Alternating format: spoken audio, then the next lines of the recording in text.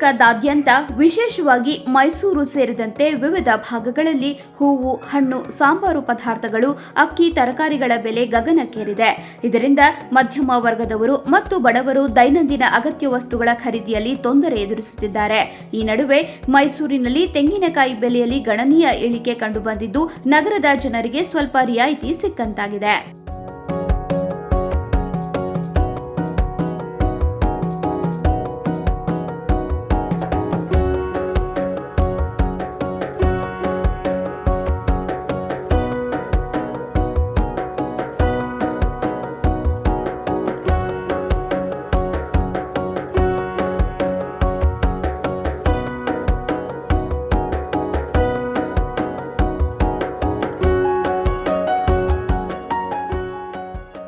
ಕಳೆದ ಕೆಲವು ತಿಂಗಳಿಂದ ತೆಂಗಿನಕಾಯಿ ಬೆಲೆ ಕಿಲೋಗೆ 120 ಗಡಿಯನ್ನ ದಾಟಿತ್ತು.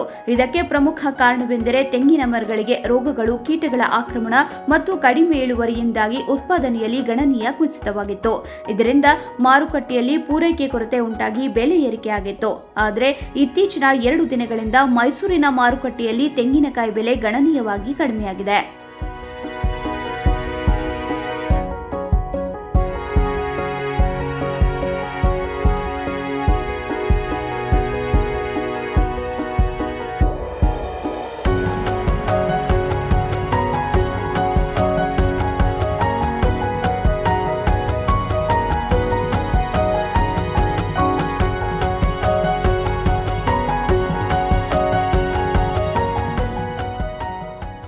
ಮೈಸೂರು ನಗರದ ಮಾರುಕಟ್ಟೆಯಲ್ಲಿ ತೆಂಗಿನಕಾಯಿ ಬೆಲೆ ಈಗ 40 ರಿಂದ 70 ರವರೆಗೆ ಇದೆ. ಸಣ್ಣ ಗಾತ್ರದ ತೆಂಗಿನಕಾಯಿ 40 ರೂಪಾಯಿಗೆ ಮಾರಾಟವಾಗ್ತಿದೆ. ಬೆಲೆ ಇಳಿಕೆಯಿಂದ ನಗರದ ಗ್ರಾಹಕರು ಸಂತಸಗೊಂಡಿದ್ದಾರೆ ಮತ್ತು ಖರೀದಿಗೆ ಮುಂದಾಗಿದ್ದಾರೆ. ಆದರೆ ಈ ಬೆಲೆ ಕಡಿಮೆಯಾಗಿರುವುದು ರೈತರಿಗೆ ನಿರಾಸೆ ತಂದಿದೆ. 58 ತಮಿಳುನಾಡು ಬಂದಿದೆ. ಹಳ್ಳಿ ಕಾಯಿಗಳಿಗೆ ಒಂದು 58 ರೂಪಾಯಿ ಆಗಿದೆ. 58 ಕೆಜಿ ನಾವು ಒಂದು 62, 3 ಮಾಡ್ತೀವಿ. ಕೊನಪದಲ್ಲಿ 2 ಹೇಳ್ತಿದ್ವಿ. ಹಿಂಗೆ ಅದ ಕೆಜಿಗೆ 65 ಮಾಡ್ತಿದ್ದೀವಿ. ನಾವು 60 ಕೊಂಡು ತೆಗಿತಾ ಇದ್ದೀವಿ. ಕೆಜಿಗೆ 1 ಕೆಜಿಗೆ 2 ಬರ್ತದೆ, 3 ಬರ್ತದೆ, 2 ಕೆಜಿಗೆ 3 ಬರ್ತದೆ, 1 ಕೆಜಿನೂ ಬರ್ತದೆ.